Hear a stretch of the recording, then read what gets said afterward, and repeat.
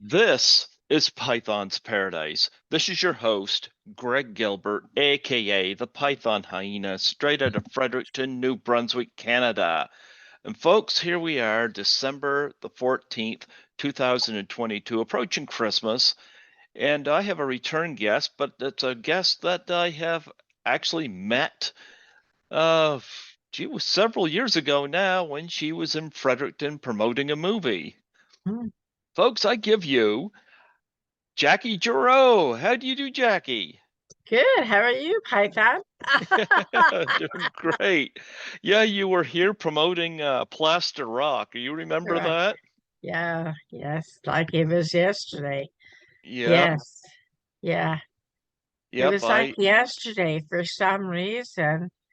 I don't know. Like it goes by too fast, right? Yep. Yeah, Plaster Rock. I remember I haven't been to Silver Wave Film Festival in years, but I remember that. I remember it had Jessica Holt in it, who of course was absolutely gorgeous, and I haven't Mm. seen her in a long while, but I remember her well in that, and but nonetheless, I had you on here last year, and we talked about Drive-in Massacre, Yes. which you had a small part in.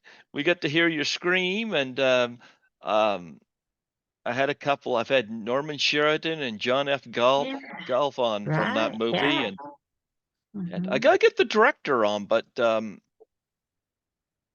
haven't made that happen yet. But I think he was open to it, so there you go. But I got this with me. You didn't know this was on Blu-ray, did you? No, I have not even been able to find that. That's amazing that you found it because I was unable to. I think I told you 6 years ago in our office in Hollywood, we did a presentation with Sean Graver, Gary Graver, the director's Mm-hmm. son. And all of us were there from the cast except of course Gary, who had passed, and Jillian, who had passed. But Jason was there, and Steve Rosback, and oh, I don't know, the other one, Sean's brother, who starred in the movie with me, and we were all there. We gave commentary for 3 hours, and then never heard anything. Like I don't know what happened. Well, Is your there's commentary on that? Do you yeah, I was know? just gonna tell you, audio commentary with stars Jackie Giroux, Peter Jason, Chris Graver, and cameraman R. Michael Stringer. And it says moderated by Sean Graver. Hmm. No Steve Railsback, because he Well, was there's there. well, it says an Yeah. audio interview with actor Steve Railsback, but that's all it says. Ah, huh. And you found that in a video shop or? Yep, yep. Um, yeah, this is the Blu-ray for it, and Hmm, got a nice slip cover. nice, yeah. Yep. Hmm, And there you are on the back. Oh, yeah, it's not going to show you very well there where it gets all dark, but there hmm. you are in your white shirt. Wow. Trying to tell this kid to smarten up. Yeah. Who never listened then used to listen today. Wow. So was there only one copy? I mean, were you walking I through the store and you saw it or what? I don't know what the story is. I've had this for a little while Oh, now. you've had it for a while. Oh, okay. Yeah, but I mean, I got it this year, but I Mm-hmm. don't know when. Would have been a few months now, but Hmm. yeah, it's one of those 1980s horror slasher films, and brings back a few memories. They don't make them the way they did in the 80s anymore, but a lot of memories. But Hmm. you ever see that kid anymore? Only when we did that presentation commentary at my office at Raleigh Studios. That was the last time I saw him. He looks completely different. He's tall, he's thin, he's got tattoos all over him. He doesn't look anything like that. Does he still misbehave? I think he does, yes. Judging from where he's been in his past, and yeah, I don't want to say anything bad about anybody, but yeah, I would have to say, yeah, he still misbehaves. There you go. Well, you got to play the final girl in the movie. That must have been fun. You got to be a lead in this movie, you know. Yeah.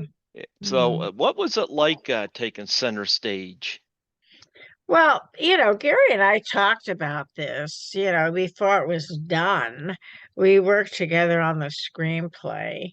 Hmm. And, to get the money, we had to make certain promises. And one of those promises was that I would take off my clothes in the movie. Um, a Lone Star was the producer, and Lone Star said, we'll put up the money, but Jackie has to take off her clothes. So I said, fine, I'll do it in a shower scene. And of course, what we did is we hung a shower curtain where all you could see was a black silhouette, similar to Psycho. Hmm. So, but we got the money and we made it, and it was fun. We had a lot of good times. I mean, David Carradine was great. It was so wonderful working with him. He's such a, I mean, he just, when they talk about organic today, David Carradine was organic. I mean, he just would go with the moment. And if he wanted to laugh, he would laugh in the middle of the scene. He just had such a command over his performance. So that was wonderful. Wonderful. Yeah.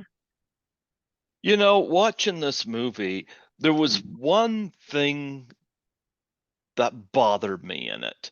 And because, at the beginning of the film, of course, Carrie Snodgrass is, of course, married to Peter Jason in the film. And for whatever reason, I don't think it's even given, she has him committed. And you got some people showing up there chasing him around with the straitjacket. And I never got that. It's like, okay, why is he being committed, And Carrie Snodgrass, who I've liked in other things, her character is very unlikable in this, and I was waiting for her to get her comeuppance in this, and it never happened. And I was wondering, was there a version of the script where she was going to get it, or what's the story there? Because that would have been one thing I would have changed. Oh, I agree. That's the one thing about Gary is just, let's get a camera, here's some dialogue, and let's shoot. Carrie was married to Neil Young at this time, Mhm. and we actually shot in their house because Neil was on tour. The whole thing was like put together on a shoe strap, and it was not clear with me either, except that she was in love with David Carradine, although you don't see that in the movie. And of course, the kid is her kid, who's a little wacko like she is. So no, there was never another version or anything. It Hmm. was Gary's idea of what a psycho movie with a twist of humor should be like. And of course, the kid was his son, so he wanted to make something that was, to memorialize his son. I think that's how it all came to be. Okay. Well, Peter Jason certainly is funny in this movie. Well, Mhm. you talk about working with him because I've seen him in various things, but well, especially watching him run around that swimming pool trying to escape from the guy. Then he shows up in drag. I mean, there was moments in this movie where he is extremely funny, Mhm. but I found myself sympathizing with him because it's like he had a lot taken away from him, and I'm trying to figure out why. But talk about You know, working with him. you have to remember, this was made in 1980. Mm-hmm. I mean, and in 1980, we were shooting on film. We didn't have the luxury like we do today. We can use a red camera or even something of less quality and change things, and you don't need a lot of lights. We were then working off an Airflex where every time we did a move, we had to relight, because we were shooting on film. So Lone Star gave us less than $100,000 to make this movie. And we could only shoot different days when Neil was on his singing tour. So, I'm not really sure why Peter didn't get more time or do more lines or whatever you're suggesting, but all of us had to like really be on our mark, you know, get set, ready, go, because we didn't have a lot of money.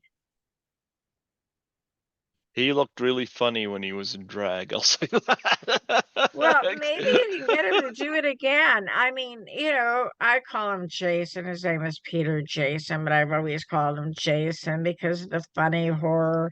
He's done a lot of great shows. But if I can share a story that Mm-hmm. I think is true, but I'm not even 100% sure it's true, Mm-hmm. then instead of paying Peter Jason and money, I believe Gary gave Peter Jason his Cadillac convertible for being in this film. And I'm not 100% if you ever see Peter or talk to him, you can ask him that. But that was my understanding. You have to know, okay, none of us, everybody in the movie was SAG, Screen Actors Guild, but Gary never uh, got the papers or, excuse me, permission to do the SAG waiver. So all of a sudden, the film is done, and Screen Actors Guild doesn't know anything about it. And so we had to go in there and fight, and to again, David Carradine. I mean, he liked a good fight, and he and I went into SAG and said, because he was SAG, I was SAG, Peter Jason was SAG, Carrie, of course, was SAG. Even Dan Pastorini, the not tennis, but quarterback, was SAG, as Steve Railsback. So we went in and we said, look, this is a right to work state. We did it under those laws, under those rules. So we fought SAG and we won. And we were prepared. David and I were prepared to go to court and fight them. And so they buckled and they allowed us to open in New York City in a theater. Now, this is funny. It's a Halloween movie. We opened it right before Christmas in a snowstorm. It was not brought out in time for Halloween, which is lunacy, as lunacy as a movie. And but we won against SAG because it was a right to work state. And to this day, most people don't know this, every SAG actor can do one non-SAG uh, movie role per year if it's in a right to work state. Nobody knows that, but I do. Okay. Was there any talks that there was ever going to be a sequel? Because they do kind of leave that open-ended there.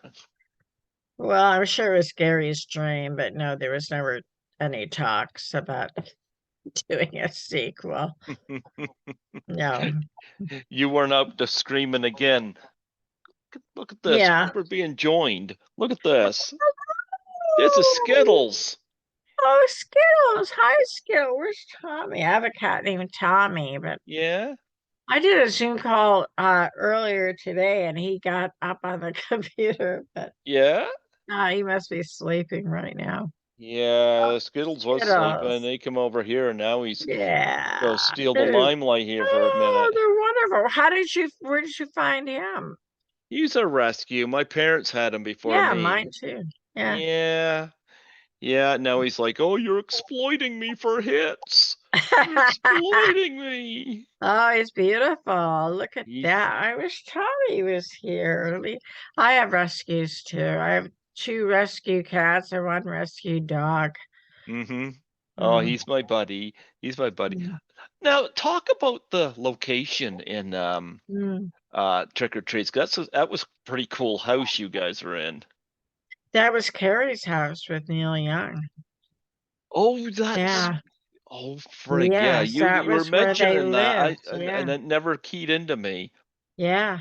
That's a That was their beautiful house. house. And then on weekends, oh gosh, the guy that ran, oh shoot, trying to think his name. Oh my gosh. It was like part of the studio we shot in where Peter had the insane asylum and all that. We shot on a weekend. Kendrich, Chef Kendrich, he let us in under the wraps, and I didn't shoot there, but Jason did. Peter Jason, I call him Jason, but Peter Jason, and some of the running around was done there. So with some of the characters, yeah, everything was snuck. Well, you know what? I have fun time watching this. It's one of these ones you can laugh at and you can have fun with, and of Yeah, course, you got your character had a not so good time with this kid. yeah, So, yep, yep. But you know, of course, Dead End or not Dead End Drive-in Massacre. That was another one I found at the same record store. And I hadn't seen wow. it prior. It was Mhm. I was attracted to the cover of the movie, and I was like, "This looks like something I might enjoy." And it turns out I did. And John F. Golf has been on here, and so has Norman Sheridan. And Yeah, yeah, I had a great time chatting with them, and it was kind of cool to discover you were in this. And I was like, I knew her when she was in Fredericton. yeah. Yeah, well, that's how I learned was from these low budget movies. Gary and I had a long relationship together, working together. He was Ron Howard's first cinematographer. I mean, people don't know that. Ron, when he was non-union, hmm hired Gary Grand Theft Auto, hmm 2 or 3 movies. And I was always a still photographer on that. Gary and I worked together a lot for many, many years. And when Ron became union, he said to Gary, "Why don't you join the union and then I can continue to use you?" And this is before Ron's partnership with Brian Glazer. And Gary said, "I don't want to be in the union because I don't want to be told what I can do. I want to do any film I want to do." hmm And so he and Ron, I mean, I find that pretty incredible because most people would say, "Oh my gosh, Ron Howard's a star. I'm going with him." But Gary never looked at anything that way. It was always about what can I shoot tomorrow? It was always about his craft. hmm And to his credit, I mean, he was the true filmmaker. Like a John Cassavetes was the same way. Yeah, So, yeah. Mhm. yeah. I loved uh, Drive-in Massacre. I wish your part was bigger in it, but you did have that. you were in that climatic moment, so I thought that was great, you know. Mm, So, but yeah. yep, yep, Well, we don't choose our parts, you know. People write them like Stu Siegel did that movie, and yeah. I got to get him on yeah, here because I enjoyed that film. yeah, that's gonna be quite a feat because it's my understanding he doesn't talk to too many people anymore, and I don't know why. I He have been spoke to nothing but me. oh, he did. He Okay, spoke to yeah. me in an email, and I think he's open to coming on. I think he Oh, had some stuff going on, and I just haven't got it into fruition yet. But oh, okay, yeah. he All seemed right. very friendly, and he was, Oh, he's a nice guy. oh He's yeah, wonderful. Yeah. yeah. Hmm. So if I do get him on, he'll be my fourth from that movie. So I've covered that pretty well. Good. Wonderful. Yeah, yeah. But it was fun meeting you when you were in Fredericton, you know, and I know Uh, I know you said you didn't have the best of times filming up here. well, it was below zero, Yeah. and my eyelashes were frozen to the top of my eyes because it was shooting all night. So it was a horror movie, you know. And we were up in, you know, up north there where it's really cold. And I mean, I have to be honest with you. I had a wonderful time because I probably could have made that movie anywhere other than in Fredericton or, Hmm.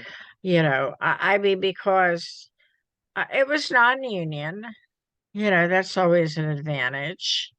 And when I say non-union, even actors non-union, you know, everybody got like $100 a day. Let's just go move into this resort. It's not a resort, it's a hunting ground place, but our bar bill was probably bigger than the entire production. Um, but we were a family, and to me, that's the best way of making a movie. It's rarely done, especially today. Everybody thinks they have to have the big star, and everybody thinks they have to have the big camera angles or the sci-fi. And to me, no, none of that has to be done. You have to have a family works together. We're a well-oiled machine, and it might not be the best screenplay because that's probably the weak link in Plaster Rock, but we worked together well. We shot it in a week. We made it for $80,000 and it still sells today. I Hmm. can't tell you, every month I get at least 10 emails. Can we buy this movie? And Well, so that's complimentary. any chance? I don't know if you're still working in films, but I was going to ask if you were go work with Jessica Holt again. Well, I haven't seen Jessica from I that haven't seen her in movie. ages. I just No, I don't know. I mean, yeah. I'm not opposed to working with her. I thought she was a very fine actress. I'm not opposed to working with anyone, but I think during that time, Canada had really good tax credits. Hmm. And now the United States is matching those tax credits. And so there's no reason to go back. For me anyway, we're yes, I'm still making movies. Yes, Hmm. I made Mystique. I've made like 3 or 4 movies since that time, but and we're getting ready to do a couple more. But the tax credits here are as good as Canada, so we kind of just stick around here right now. That's what investors want. It's not my decision. It's an investor who says, oh, okay, let's shoot in Georgia because we can get 38% back. You know, so you do what the investor tells you to do. Well, I'm looking through your credits. Like, I mean, the Corey Haim film it wasn't called The Hostage Game whenever we had it here, Yeah, yeah. but I'm trying to think, what did they call that? American American Sunset. Sunset, yeah, Yeah. And you originally. had Angela Collins. I've met her. She's in that. Yeah. Eh, Talk about, because this was, I believe, if not the last and second to last movie Corey Haim was part of. Was he difficult to work with, or was he very No, compliant? no, the story on this is actually pretty uh, impressive, I think, on behalf of him. Um, it was written for a female. Ah. Okay. Yeah. And the actress, I don't want to name her because that would be rude. But I was dealing with a female actress for quite a while who was going to do it. And she was a Canadian actress, but she lived in LA. Mm-hmm. And the last minute, the agent said, no, we're not going to do it. It's not enough money. Ah. So, yeah, I know. Well, I had met Corey. There was a movie called the Roller Boys. And I actually worked with Peter Iliff on that. And I couldn't get out of my contract with Freeze Entertainment. I wanted to make it at Freeze. Freeze said no. And then they wouldn't let me out of my contract to do with Peter. So I brought in Skuros to finance it. This is a number of years ago. But I was there auditioning with Peter and Corey Haim came in and we said, oh, I didn't, but Peter said, can you skateboard? And he said, I can do anything. Okay. And he did it, and they hired him.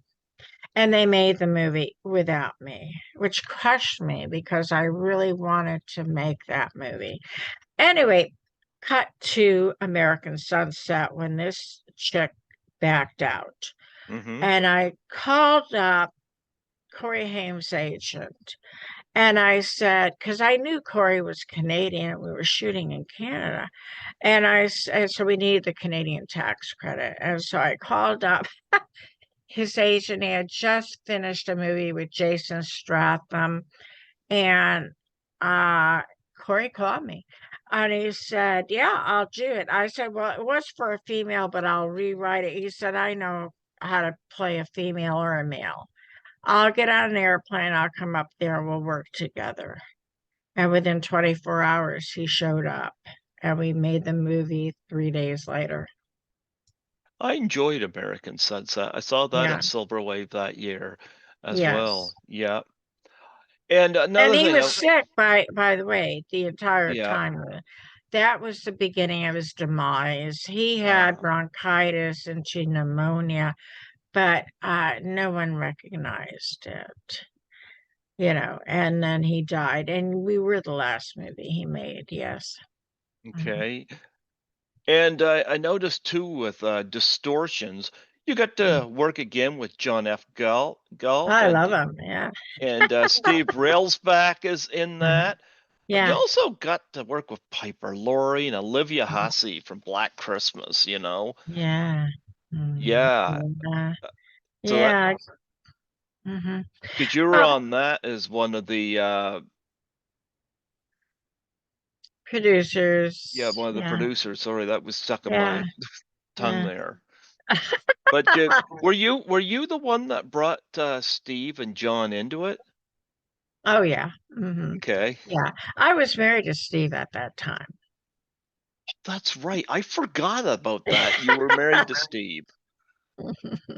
And John Yeah. is just one of these guys you get a chum with. Well, what happened is originally um, the movie was called Twisted. Mm-hmm. And I formed a partnership called Twisted Productions.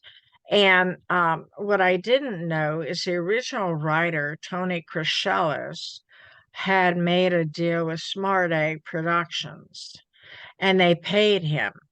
They Mm-hmm. paid Tony for Twisted. And then I picked up what I thought was a clear chain of title. Remember, we're going back quite a few years ago.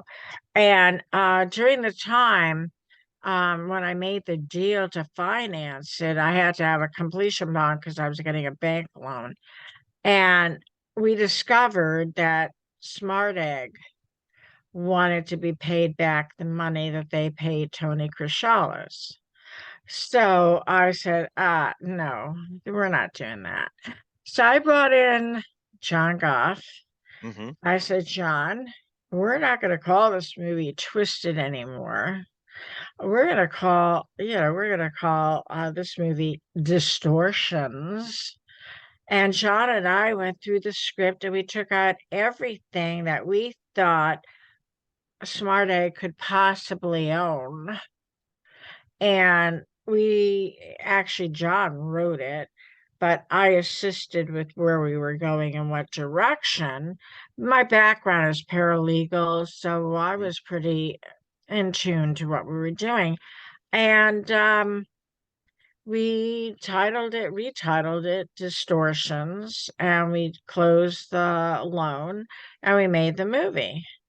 And Steve was on the movie. Now, this is interesting because we were so late on the closing of the bank loan that Steve was supposed to be in Canada making another movie. I can't remember the name of the movie.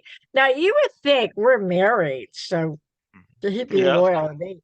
Every day he kept saying to me, I have to leave like next week. You got to shoot me out. We got to get done with this. And we somehow managed to get him out, shooting all his scenes out first, which is always a disadvantage because it's a lot of moves with lights and cameras and actors and everything.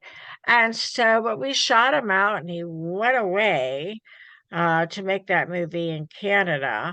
And Distortions, we call it the $400,000 epic because we had a bank loan of 465,000 US dollars and we brought in for 400,000.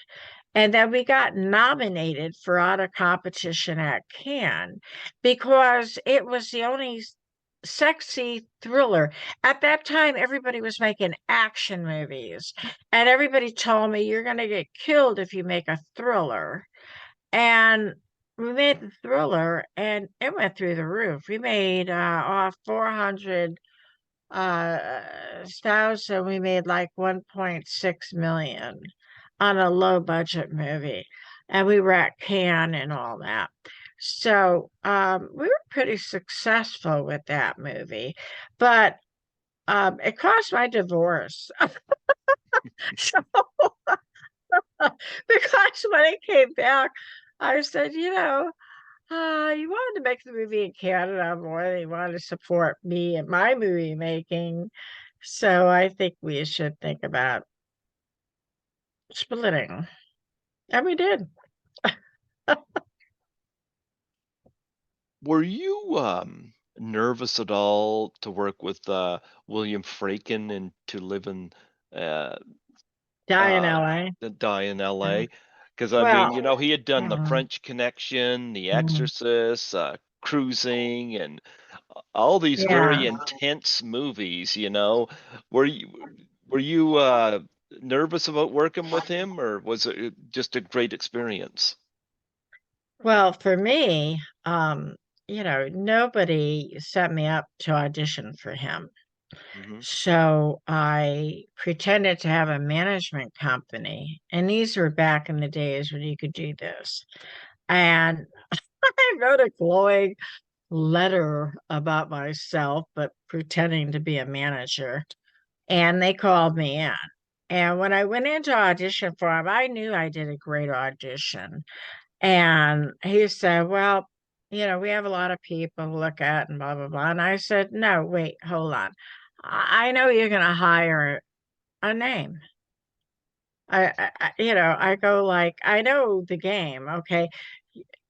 You have to bring in so many Screen Actor Guild actors and actresses, and I'm one of those. And I said, so as good as I am, you're not going to hire me because I don't have a name. And he looked at me, and this is the nice thing about Billy Freakin'. Most directors would have said, get the hell out. But Billy thought, wow, I'm being challenged. And he said, I'll tell you what. He said, why don't you stick around and audition with other actors? Can you do improv? So I said, I can do anything. And I stayed the whole day. I didn't get the part I auditioned for because he did hire a name, but he hired me for Claudia Lee to play John Turturro's girlfriend. And that was good enough for me. And Mm-hmm. was I intimidated? No. And I'll tell you why. Many people like Willem Dafoe and Billy did not get along, you Mm-hmm. know, because they're both kind of controlling guys. But I'm not controlling. I'm a learner. I'm a sponge. I want to know everything that's going on. And for me, I watched Billy. When people were in their like 20-foot dressing room because it was an MGM production, um, I sat on the set watching him because I found him fascinating with how fast he was. Same thing with Clint Eastwood. They're so fast. They know exactly what they have to get. They cut in their head.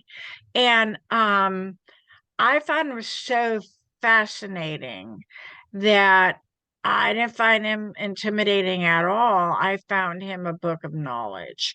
And we became really good friends. We socialized after that for a long time. But here's the kicker about 8 years ago, I offered him to direct a movie and he turned me down. I said, you encouraged me to produce, and now I'm producing, and you're turning me down. He said, I'm not really turning you down. I'm turning Hollywood down. I don't like where Hollywood is going. I see his point there. Yeah, it's hard to make the Mhm. movie you want to make. Right. Yeah. Yeah. Yeah. Hollywood's become a formula picture industry with sci-fi Mm-hmm. and not just sci-fi, sorry, effects and he's an actor's director. Remember, you have to look at what he did. He created Gene Hackman, right? Yeah. He created Roy Scheider. I Yep. mean, he created Billy Peterson. Willem Dafoe, whether Willem wants to admit it or not, Willem had done two other movies, but he never got noticed in Hollywood till he did To Live and Die in LA. And he's done miraculous a discovery of new actors. He knows how to mold an actor. So whatever you think of him, I think he's pretty exceptional. Yeah. So no, I wasn't intimidated. I found him absolutely mesmerizing. I can Yeah. see that. Yep. Mm. Absolutely. And you worked with Graver before Mm. with Garage Girls Yeah. with Yeah. Regina Spelvin. Yeah, Georgina, yeah. Yeah, I mean, I did a lot of work with Gary. Um, God, I don't even, there was a production manager who lived next door to my building, and I wanted to get out of acting. I wanted to get on the other side of the camera, and no one would allow me to do that because they said, oh, you're an actress. There's nothing else you can do. And so this production manager said, well, you can work with me, but I do X-rated movies. And I said, well, I don't care as long as it means I get some credits and I can learn how to do production. I wanted to be a production manager, production designer. I wanted to learn everything about the other side of the camera. So they brought me in when you mentioned Georgina. That's pretty funny because they brought me in to do wardrobe. I mean, like, it should have been lack of wardrobe, not wardrobe. But um, she had this gorgeous dress she wanted to wear. And I never ironed a day in my life. And she said, oh, you have to iron this. I don't know. Okay. Ironing the dress, and I burnt the damn thing. And oh my God, I thought I just want to kill myself. And somehow she didn't get mad at all. Somehow we sewed it together and she still wore the dress. She was wonderful. Georgina was great. But that was what was so good about Gary. He created a non-toxic set. People never got mad at each other for shortcomings or, whatever went wrong. He laughed it off. Therefore, the rest of us laughed it all. The commander in chief starts that. If he's relaxed, the rest of us are relaxed. And Gary always had a very relaxing screen set. Yeah. Yeah. I started doing the convention scenes in 2017. I started doing Horrorama, but I know one of the years prior to me starting to attend them in Toronto, they had Diane Thorne as a guest Oh, from yeah. Elsa, She-Wolf of Yeah. the SS, and of course you have an Yeah. uncredited role in that. Um, Mm. you want to talk about memories of her? I didn't really know her that well. We shot on the set of MGM. Hmm. But we hardly worked together at all. I think she died. Is that correct? She's gone, yeah, Yeah, unfortunately. okay. Yeah. I really did not know her that well. She was an icon in Hmm. that industry. Um, I mean, I wish I could say something favorable about her, but I didn't really know her. I do know that the movie, to me, and people have always said this to me, you can make something out of anything. I thought it was about Jewish people being exterminated. It was an X-rated movie, Yeah. but it didn't hit me as that. It hit me because my role was I was in love with a German soldier and they wanted to kill me and my relatives and all that. So I made this out in my head. Now I did the same thing with Sweet Sugar when I went to Costa Rica. I couldn't believe this in 1970. There were 11 of us got off the airplane, and the director, Michelle, picked us up. I don't remember his last name. But and he said to me, "What do you think of the screenplay?" And I said, "Oh, it's wonderful." I said, "We're all being held against our will. It's a communist type socialist situation." And Hmm. he looked at me and he said, "It's a goddamn exploitation picture." And I said, "I don't even know what the hell that means." I said, "I made these things work inside of me." And so about Diane, I mean, she was an icon, but I didn't really ever know her, Hmm. and but there's not much I can really say. Well, I think the last film I want to bring up is Summer Camp because again, you're working with John Oh Golf God, again, and of course yeah, Linnea Quigley is in that, who I've had on here and I've met. yeah, she's had a lot of movies, yeah, Hmm. Renee, yeah, and that guy Chuck, he's dead too. Yeah, I mean, I don't know if he directed or produced it, but yeah, Chuck he's Benson. gone. Yeah. Yes, he's gone too. Hmm. Um, so I mean, it was fun. I mean, God, what the hell is his name? Michael something, who ended up going on to form Legacy Distribution. Oh God, Michael. Um, one hand feeds the other. Some of the people that came off of that set went on to much bigger things, but I Yeah. can't remember. Yeah, it's all fun. It's all great. I mean, if you're in it for the money, maybe it's not so much fun. It's not so much great. But during my era, we did it for love. I mean, we never cared. I mean, it was sort of like, okay, you have the lead, the next picture, I have the lead, the next. Nobody ever cared. We just acted. We just acted. We got $50 a day. We worked like sometimes 20-hour days. We'd be sleeping on a floor, Mm-hmm. because we were so tired. Um, but we did it because we loved it. We loved it. Well, I remember as far as Drive-in Massacre goes, I remember we haven't had drive-ins here since the mid '80s. You where you are in Florida or even when you're in California, uh, I don't know what the drive-in scene is like, but do you get drive-ins around you? Yeah. Now, this is interesting. At the Grove, which is off in Los Angeles, California, the Grove is a huge shopping center, and they made the whole top into a drive-in. Yeah, in the last Okay. 2 to 3 years. So, yes, here in Florida, we have a big one on Pine.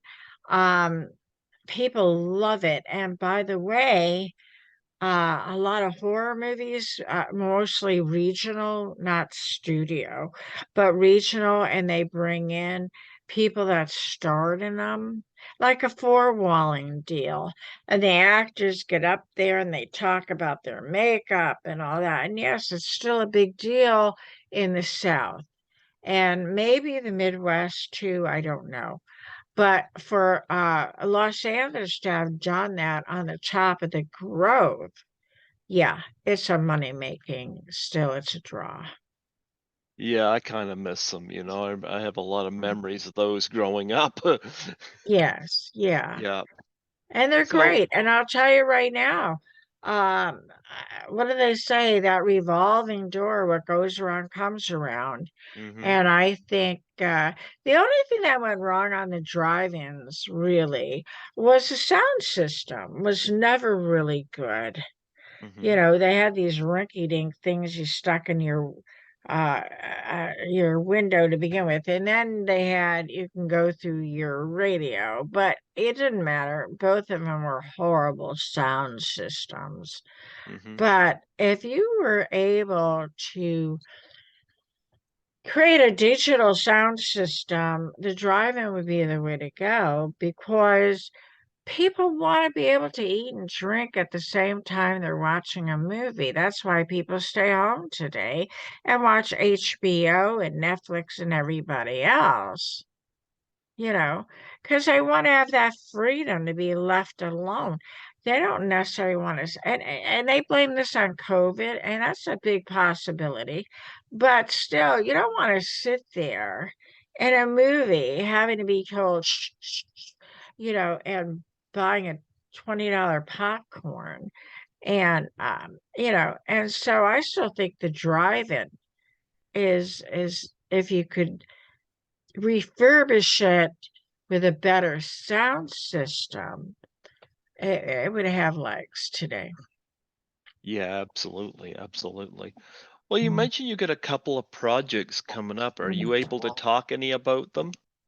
Well, I've got a five-picture deal that we're trying to close out, so I hmm can't really talk about them until they close out. But hmm I'm always writing screenplays. We just picked up a new series called Bailout that hmm has Nick Mancuso. He's Canadian. I've had him on.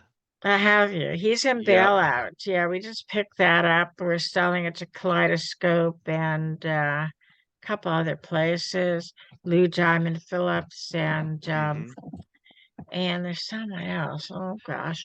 But yeah, we're doing a streaming channel now. We've been picking up a lot of movies. We're financing some of the lesser movies that need money from foreign. So we're venturing out that way on Final Chance Films, and we've got some exciting stuff going on. I'd love to be able to explain everything, but nothing's really closed enough in our financial world to be able to tell you, although we're doing some pretty interesting things. No John F. Golf in it? No. Well, John and I haven't talked in a long time. Oh, I'm Um, sure he's open to a dialogue. I'm sure. Well, do you think so? Because I don't know. I was in LA for AFM, and I think I wrote him an email and said I'll be out there. Do you want to meet up? And maybe he didn't get it. I don't know. But he's a wonderful actor and a wonderful writer. I Uh, have fun with him on here, and yeah, yeah, yeah. yeah. So, and I know he's pretty passionate about politics, like I. Uh, and so, I, the thing is life when you get older seems to fly by a lot faster. So you want to do things, you want to see people, and it just doesn't work out. I mean, I don't know how or why, but it just goes like quick, you know. So we try to do the best we can about hooking up with the people we love, but it's not always possible. You ready for Christmas? I know we're closing in on I it. don't even feel like Christmas. I'm going to Michigan tomorrow, so maybe I'll Uh-huh. get into the Christmas spirit there because it's a lot colder and everything. No, I'm not really ready for Christmas. I mean, it's kind of puts the kibosh on business. Okay, Mm-hmm. after Thanksgiving, business closes down. I'm still trying to get it going. Like I said, we have a 5 picture deal. They said they're going to do it, but I mean, you don't have it until you have it. And now the holidays are amongst us, so we're not gonna have it. And so no, I'm not ready for Christmas. And Christmas is really for kids. Um, Aren't you a kid at heart? no. I used to be, but not anymore. I think I'm more like I don't know what I am. I'm I working I'm Christmas. older now. I have limited time to get things going. So, I'm working Christmas. I work at the hospital here, so yeah. yeah. Now, I'm going to bring something up to you because I heard it on the radio today. I don't listen to music on the radio. I listen to talk Mm-hmm. shows. And there was a show today that said that Canada was the country that was bringing back people who wanted to die legally if they had mental conditions.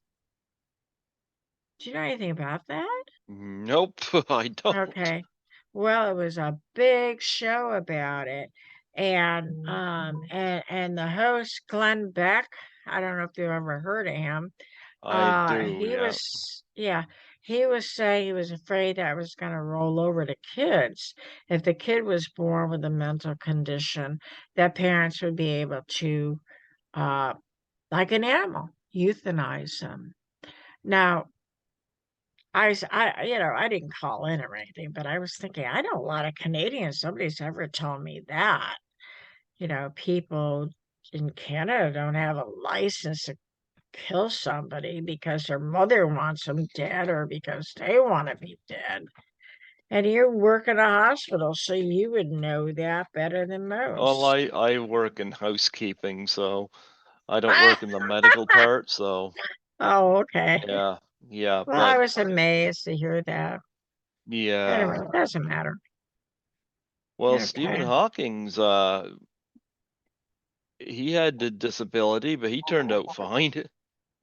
Oh my God, he was a genius. Yeah. I mean, yeah. So never But know, like yeah. maybe these parents shouldn't jump the gun. Never know, they might potentially have a Well, genius on their hand. I agree, but we live in a society today that we're taught girls can be boys and boys can be girls at the age of 5 and 6. So jumping the gun, I mean, as a little girl, I Yeah, could have said, I I wanted to be a agree. cowboy. I could have easily said, hey, put a dick on me and let's go for it. Was it the right thing to do? I'm not a cowboy. I never became a cowboy, but my dream was to become a cowboy. So, I mean, when you're a kid, you don't know. You say a lot of strange things. Yeah, absolutely, absolutely.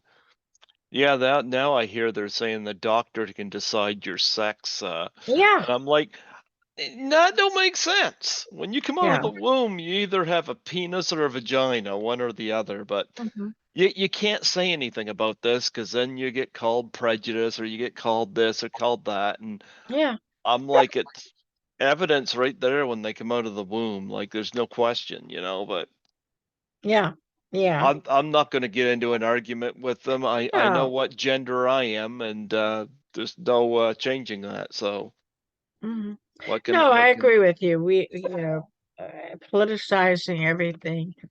Well, I mean, it's a no-no, but at the same token, you can't allow it to continue either because then it's called brain manipulation of children, Hmm. and that's not heroic either.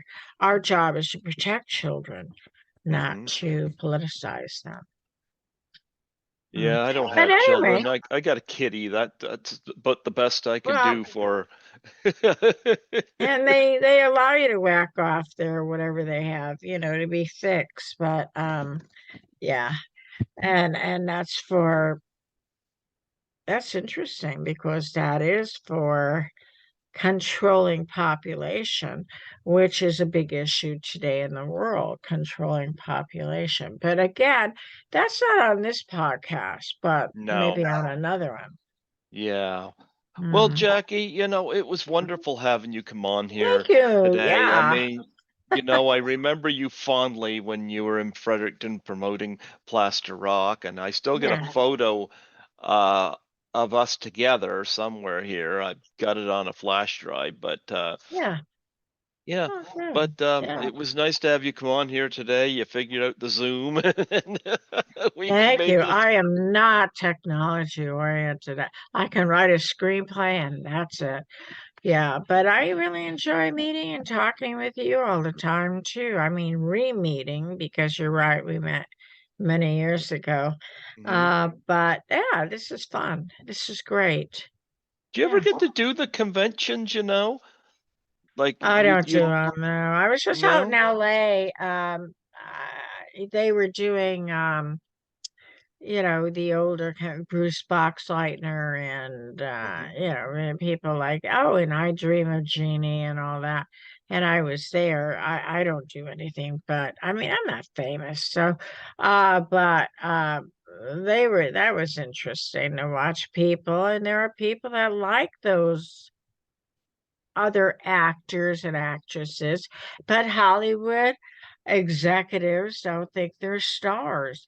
They are very fickle about who can sell a movie, and it's not those actors, even though middle America still enjoys watching them. We have a screening channel called Crimes and Capers, which is old time movies. And we have Mhm. quite a bit of people watching it. There are people that want to see that. Not everybody wants to see Fast and Furious and I things don't like even want to see Fast and Furious. that. Yeah, I like yeah, Smokey and the Bandit. It have no yeah, right. personality. And isn't that something? Because, Sally Kellerman, not Sally Sally Fields is still Field. alive, but the rest of them are all passed on pretty much. Um, yeah, I mean, Hollywood is really out of touch with middle America and They probably are. other portions too, you know. They are. Well, you know what, Jackie? I want to wish you a very Merry Christmas. Oh, thank you. You too. Yes. And before I let you go, I would love a plug for my show. Oh, thank you. Okay, where do I do that? Just state your name. Just state your name and say you're listening to Greg Gilbert on Python's Paradise. Oh, hi, it's Jackie Giroux. I'm listening and working with Greg Gilbert on Python's Paradise. Mwah. Absolutely. Folks are celebrating the 40th anniversary of Trick or Treats. Can you believe 40 years? I would No. have been 10 in 1982. I'm glad you said that after I promoted you. 40 years. Well, you're 39. Yeah, yeah, I wish. 40 years. Oh my God, it was like yesterday. I don't know if you recall that scene where I jump in the swimming pool. Oh Um, yeah. yeah, okay. Right before that happened, my mom called me and said, "Your dog died." Every time I see that scene, I think of my dead dog. Uh, yeah, amazing how things stick in your mind. No, 40 years. And now my mom's dead, so my dog and my mom are dead. It's like, and then next I'll be dead. I couldn't believe it when Kirstie Alley died. I mean, oh wow, no Well, indication. well, you know what? If you go on What? Amazon, you might find this movie on Blu-ray. Oh, really? On Amazon? Yeah, well, I'll tell you what, if I find a link to it, I'll Hmm. send it to you, and maybe you can Thank order you. it. I Yeah. would love to very much. Yeah, I keep calling Sean. He doesn't call me back. I don't know what happened to him. Yeah, Do you Sean have Graver. Drive-in Massacre on Blu-ray? I'm not really sure. I think I might have that I've got one. that here. I got it. I didn't dig it out, but Yeah, I I got it think I here. have Drive-in Massacre. I have Trick or Treats on I think a half inch or something. Mm-hmm. But it's not the same as a Blu-ray. Blu-ray's It's a nice, better yeah. quality. That's been reformatted and yeah. I mean, yeah, if you find the link, I'd really like to look at that, you know. I don't think I can do anything with Drive-In Massacre because Stu Siegel owns that. Mm-hmm. And I did write to him and he did not answer me. And that's very not like him. I might have had the wrong email. But I can't touch that. I have no rights. But a trick or treats, I do have rights on that. Oh, nice. Hmm. Well, you know I don't what? want money. I just want to be able to put it up on my streaming channel. I don't There care you about go. money. Yeah. I'll never be rich. Oh, I'm far from it myself. Yeah. Yeah. Yeah, but it was wonderful having you come on here Thank tonight. And you. No, yeah, again, Merry Christmas to you. thank you. You too, Greg. And if you meet up with John Golf, go Christmas caroling. Okay. Yeah. All I'm right. sure he'd be up for that. Yeah. He's got a great voice too. Wonderful, Absolutely. Greg. Thank Hmm. you. And best to Go. your kitty. Oh, Kitty's over there curled up now. He's She like, says, "Time to yes, go home, Daddy. Let's go to sleep." that's Okay. right. That's what we're gonna do. God bless you. Thank you Thank for you, coming on Greg. here again. Okay. Thank you, Absolutely. dear. Okay. Bye Bye bye. bye. Bye bye.